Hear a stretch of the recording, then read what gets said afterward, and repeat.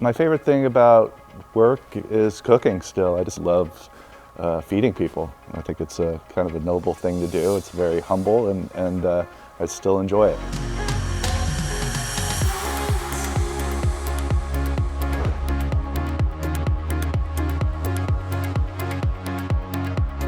I didn't start cooking until I was probably 27 or 28. I had done a bunch of different things, tried out a bunch of different careers. I was just kind of floating through life without direction, and I had a friend who opened up the New York City phone book, that's how long ago it was, and chose Peter Kump's New York Cooking School, which is now ICE. And the rest is just the second I set foot into a kitchen, I knew it was for me. I just felt at home and felt like I finally had a career path.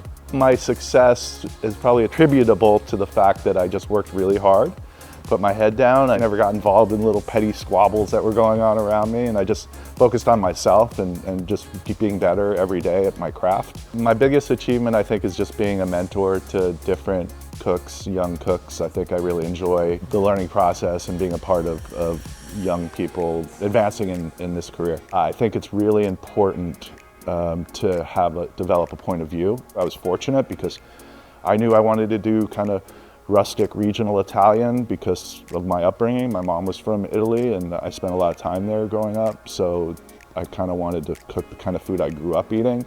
But every young cook has to think about what kind of chef or what kind of career they want to have in the industry and always have that in the back of their heads as a point of view.